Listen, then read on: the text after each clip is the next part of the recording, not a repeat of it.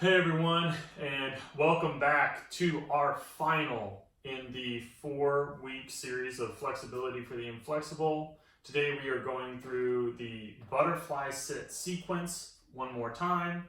And if you've been following along with our other videos this week, you know that the theme for this 4th week is how do we cement and keep and hold on to these new ranges of motion as we develop them and create more function. One is using all these tricks that we have in the past with blueprinting the area in our head by navigating through the different set positions and the reaches and the breathing and the nods. But the extra element this week is adding strength to those new ranges. So think about if you have strength in an area, like a lot of the movements we've actually gone through that play with leverage or different things actually are developing strength in those ranges, and that kind of helps it all stick. So today I'm going to show you an extra strength movement that you could add into your stretching practice specifically for this movement. And then as we go through the movements today, I'll try to highlight which stretches you could potentially add a strength element to. So let's retest. And I mean like the range of motion is probably not too bad compared to normal, but I just feel tight and a little bit achy in my hips today. So that's going to be something I'm watching out for. For equipment, if you want to have something to prop your hips up, that's really the only thing we need. And then if you have some extra weights, I have a 25-pound kettlebell I'll be using later, but you don't need even something like that big if you want to try adding stuff in. Holding on to Indian clubs, which are 2 pounds a piece, so that could be like a can of beans or a really light dumbbell or a plate that we could use as well. And let's get going. Okay. 5, 4, 3. Starting off with our prone frog or rocking frog stretch. For the prone frog, this is where we go knees wide, feet together. My set position is squeezing my butt so that my hips are pressed into the ground. And then I press my feet down to add the tension without letting the hips come up. That's a key element here. So that would be our first progression. Our second progression was to go knees wide, ankles wider, and either on the hands or the elbows, eyes up on the horizon, and rocking back into this tactical frog or rocking frog stretch. I can drop down, add nods, looks over each shoulder, down and up, deep breathing, hold different positions. So if you feel like, oh, you know, I'm kind of tight in this side right here, then I'll hold that and breathe for a couple seconds. To add strength now, there's a couple of things we could play around with here, but the biggest thing, and I've kind of touched on it before, is actually just adding tension. So when I'm in this back position, if I'm feeling a little bit like, oh, that's kind of like a stretch or feel kind of weak there, what I'm going to do is squeeze my knees down like I'm trying to squeeze my legs together. Push them down into the mat here. Hold that for 5 or 10 seconds. And then start doing my active rocks again coming out of that.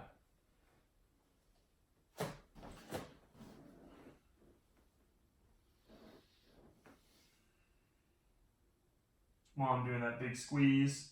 So the squeeze is essentially doing like an isometric. I'm doing a hold with extra tension to develop strength. And what we found with isometrics or like holds like this is they help develop strength just in a very narrow range of motion. So like within a couple of degrees in front of and behind that, you do develop more strength. Okay.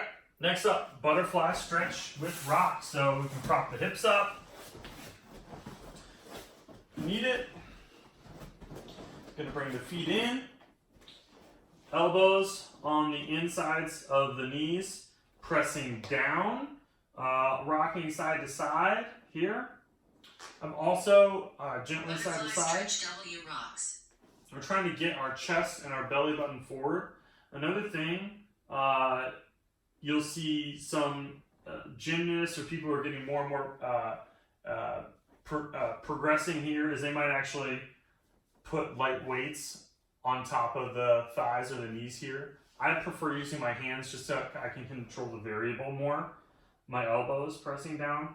But you could actually add an external load, or if you had a super friend that you have to have a safety word, but if you have a super friend who's willing to like gently add manual resistance, that's another thing we haven't even started exploring yet, but doing partner stretching is another way to try to access new ranges of motion or have someone provide you with some manual resistance to work against.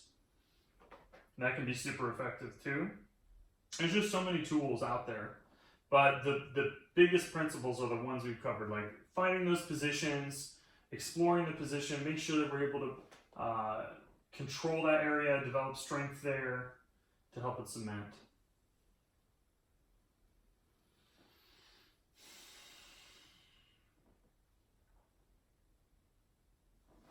Another trick you can play around with if you have a little bit of like a dumbbell or a kettlebell is getting into a position and just holding a weight forces you to stabilize. So I can almost hold like a goblet hold here with my elbows resting against my knees. That's providing some of that weight, that resistance into the thighs. But holding this kind of forces me to balance my posture. It actually helps me counterbalance too a little bit more. But this can be another way to really change the stretch. Again, I would start light, 10 pounds maybe, if you're gonna try this. And then you can slowly add weight. Only as you feel comfortable. Shouldn't feel any torque or tweaking in the knees at all. All right. Next up, we're going into our one leg out rock backs. If you remember for this one, we start on the hands and knees. One leg goes out to the side, and I'm going to sink back into this. I can let the foot roll up if this feels uncomfortable, or I can keep the foot flat. You're going to feel probably a stretch through here as you sink back into it. Now there are a couple of different things we could do here to try to add strength. So one would be, in my rock back position, I can add a foot lift. So I'm having to work the other way. Sometimes, even if we're trying to stretch here, if the outsides are weak, this naturally has to get tight. So, playing around with different movements like that, I can press my foot down into the mat to do another hold. 5 seconds. Do some more rocking.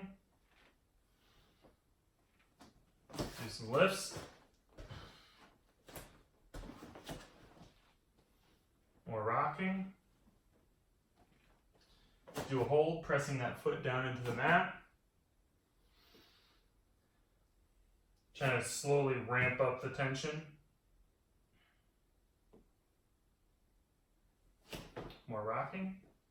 So just kind of balancing between these two things. And I can already feel my groin opening up here, where before it felt pretty tight.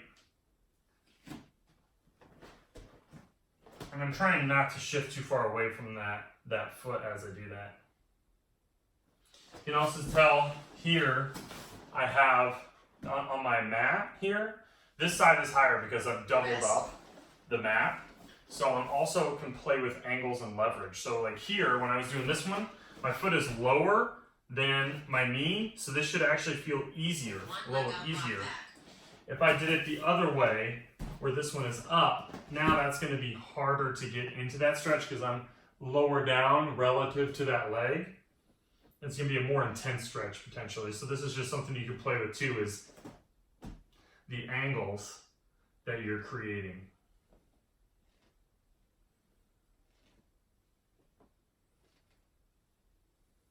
So I'm going to keep doing the sequence where I do rocks and then get into that back position and drive my foot into the mat for 5 or 10 seconds.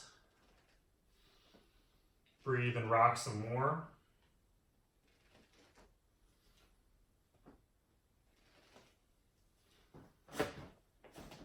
Do some lifts.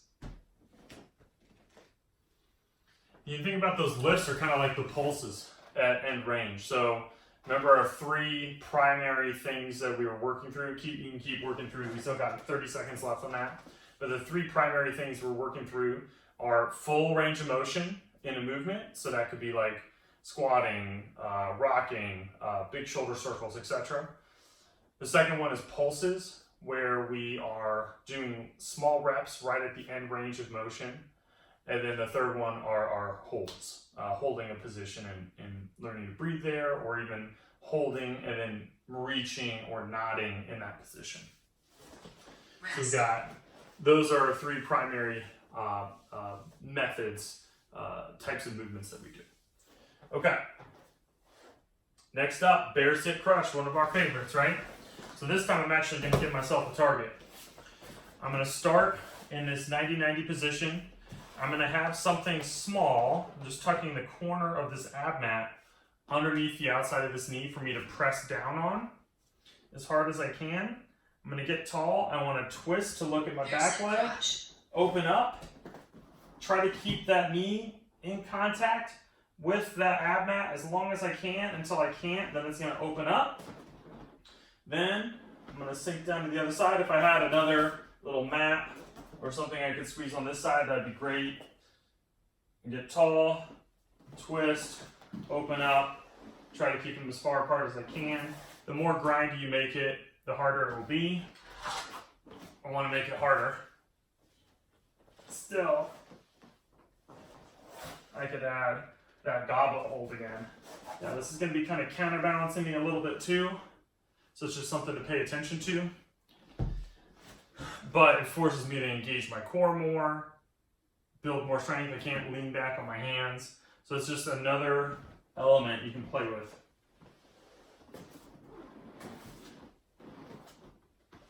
Of course, we could also do pulses here, where I'm doing little sits and reaches, or holds, where I'm driving that knee down.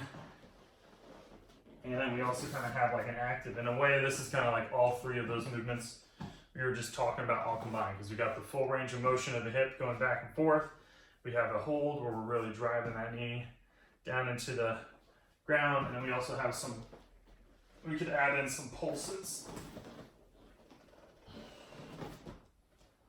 as well.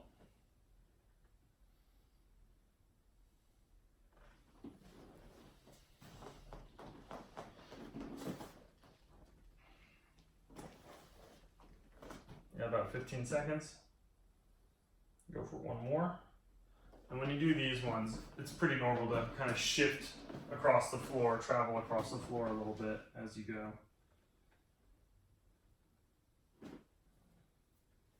Rest. Pigeon pose. All right, so we've shown this 3 different ways.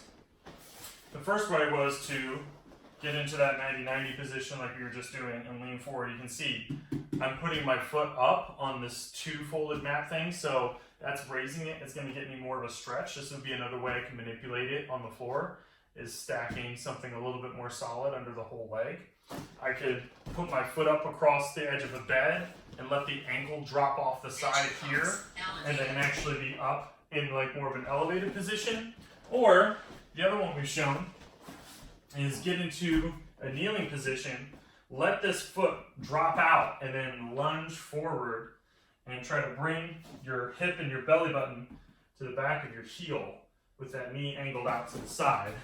Try to show you front facing position like that, and then hold that stretch. So these are all different ways you can do it.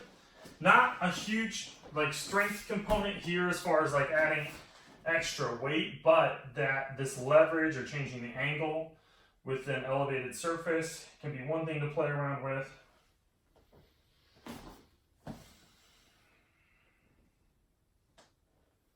Remember, you can still bring in your nods, your reaches.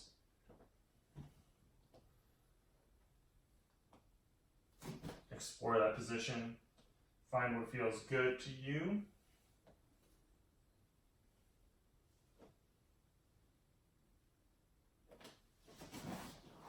Feels pretty intense, so I'm going to back off for a second. And if you ever back off, shaking it out is a good thing. Kind of helps reset the nervous system a little bit. rather than just like stopping and just letting it sit there. Give it a little shake. 3, 2, Rest. 1. And going to the other side. I'm gonna keep doing this one on the elevated surface. Feels like I'm getting something pretty Pigeon pose. intense, Elevated.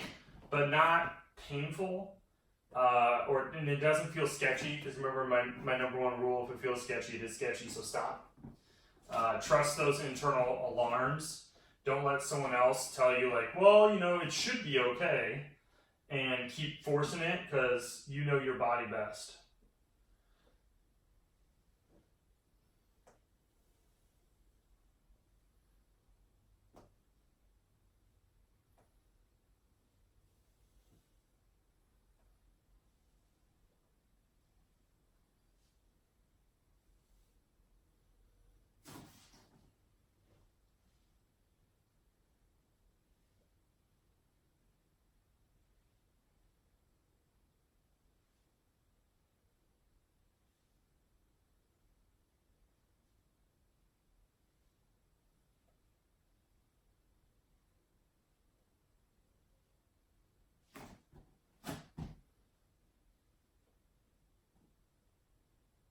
You can see I'm adding little pulses, rocking in and out, shifting my weight around as I do my nods, reaches.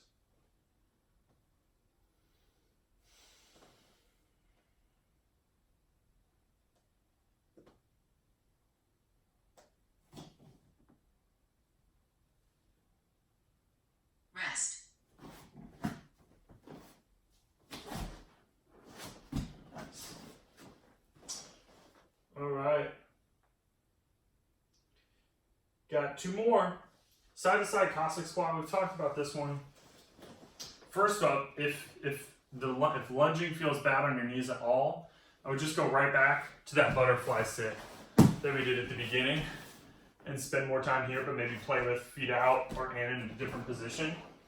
Otherwise, Side-to-side Cossack squat. we can go into like an assisted lateral lunge. So I want to go feet really wide, toes slightly pointed out, and then I'm going to sit my butt back like I'm trying to steal the musical chair out from someone, trying to slide in there.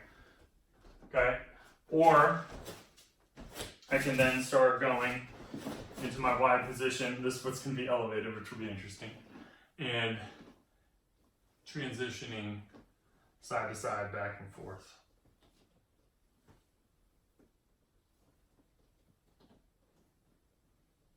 And I'm trying to stay low and keep my head at an even level. If you think about this movement, that is a strength movement, right? I'm essentially doing lunges to help build up, but low lunges to help build up strength in that position. So it's something I could easily add another goblet hold to in order to try to add a little weight and sink into it. I'm going to show it with Indian clubs, because you might also, if you have trouble getting into that position, you might also do well to just have a counterbalance.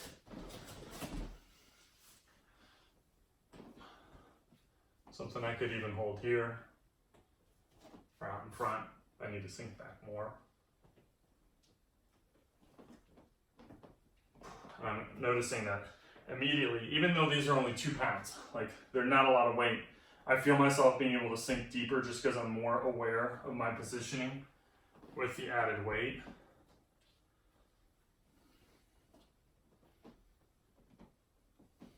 And I'm still going up and around a little bit. I'm not going completely lateral across.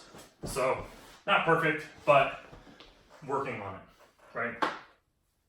5 more seconds and get 1 more rep in. Rest. All right, last one. Straddle walkover.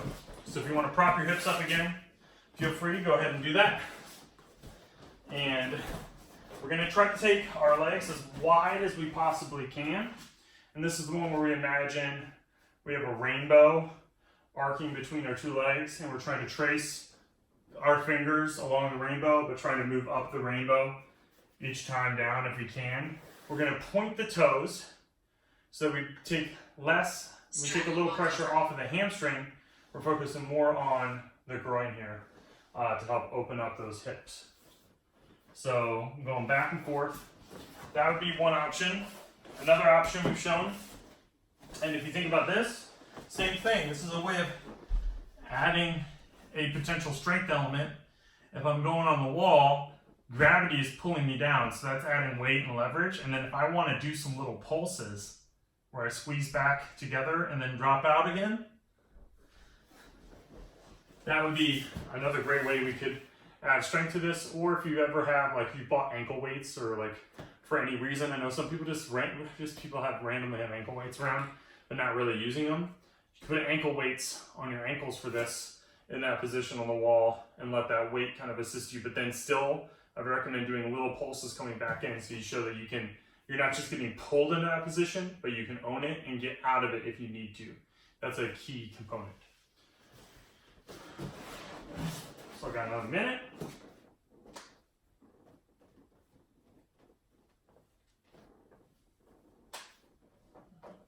Try to keep your knees squeezed to the ground. If you're feeling any tension in the back of the knee here, recommend rolling up a little washcloth or towel, sliding it in. Give your leg something to press against so that it's not a gap of air that you feel like there's just a lot of tension there. Support thing, if anything feels stressed or weird, support it in some way. It can really help.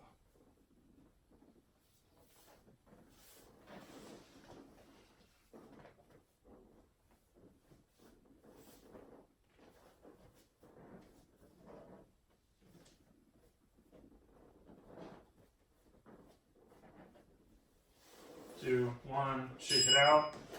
Boom. Okay. So, one bonus movement to rule them all. We're gonna take our bear sit crush position, and we're gonna turn it into a get up. So I'm gonna come up on the knee. You can start with this without weight, and then sit back down. So you can see that rolling forward up on the hip, bridge up. Hips are open as high as I can, sit back down. Now you might find it's harder based on your flexibility to keep a 90-degree angle, that's fine.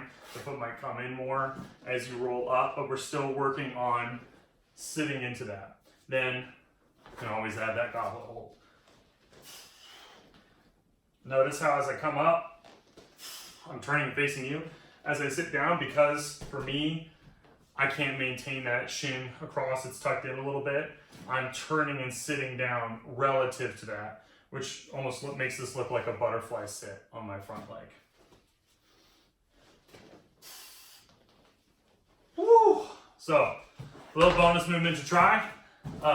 Let's go ahead and retest one more time. Now for me, again, my feet are several inches closer than when they started.